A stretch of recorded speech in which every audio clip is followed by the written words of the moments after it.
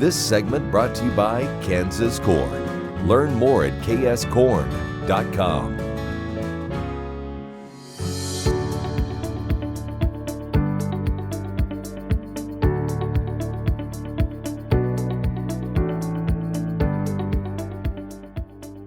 Hi, I'm Jamie Bloom, and today I'm visiting with Brandon Burt. Burt is the co-founder of Amazing Grass, a company that grows organic cereal grasses on his grandfather's farm near Larned, Kansas. The grasses are then used to produce nutritious green superfood products that are sold nationwide. Burt gives much credit for the success of his business to his grandfather, who learned about the value of these grasses from a man named Charles F. Schnabel, who is considered to be the father of wheatgrass. Yeah, he's one of those guys that most people have no idea who he is now, but he's a really important guy when it comes to cereal grasses. And so just on that note, you know, when I use that term cereal grass, it's really the young grass before it becomes a cereal grain. And so, of course, you know, we all know about, oats and wheat and barley and rye. And, you know, those are all cereal grains. You'd find them in your cereal, among other things. But before they're grains, they're grasses. And what Schnabel did, he was a food scientist. And he and my grandfather worked together at a company called W.J. Small back at, this was in the 20s. Mm-hmm. And Schnabel was an older guy. Grandfather kind of looked up to him. Grandpa was a pretty young guy at the time, and he was sacking alfalfa there. And Schnabel was this food scientist, and he was trying to figure out how he could increase the egg production in hens. And around that time, Industrial Revolution was going on. Americans were craving more eggs, and in the winter months, the suppliers just didn't have enough production to meet the needs. And so Schnabel, theorized, his hypothesis was that it must be something in the hen's diet that would help increase their egg production, because in the spring and the summer months, they were, producing eggs like crazy. It was just really in the winter that they couldn't produce them the same.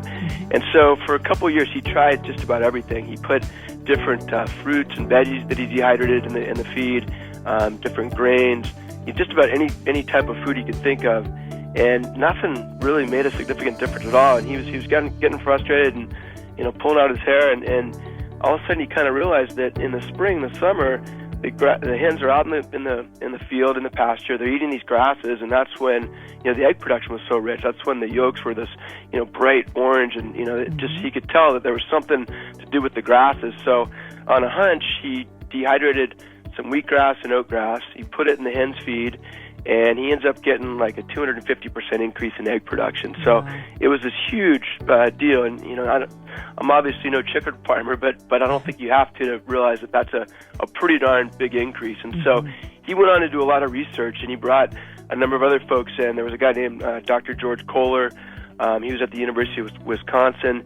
They also did studies, and they replicated, and they figured out the one key thing with these grasses, and that was that in order to have the maximum amount of nutrition, you needed to harvest just the tips of the grass, just the top, the leafy part, and you needed to do it at this critical juncture right before it jointed, and that was when it transformed from a grass into a grain. Mm-hmm. It was this critical window.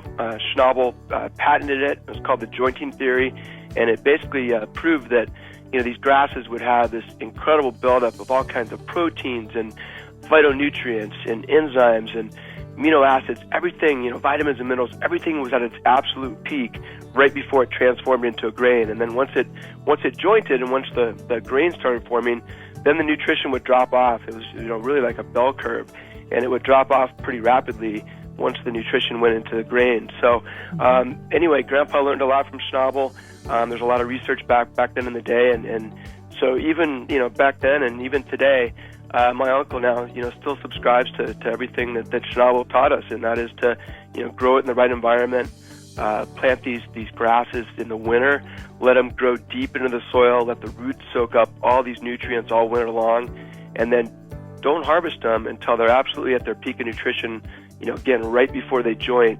And so that's still the way that we do it. Next time you see a beautiful field of corn, reach out and thank the farmers who work tirelessly to raise corn for livestock feed, renewable fuels, and exports to feed a growing world population. The farmers on the Kansas Corn Commission work for Kansas Corn, with grower-funded checkoff dollars that support foreign and domestic market development, research, promotion, and education to expand opportunities for Kansas farmers. To learn more, visit kscorn.com.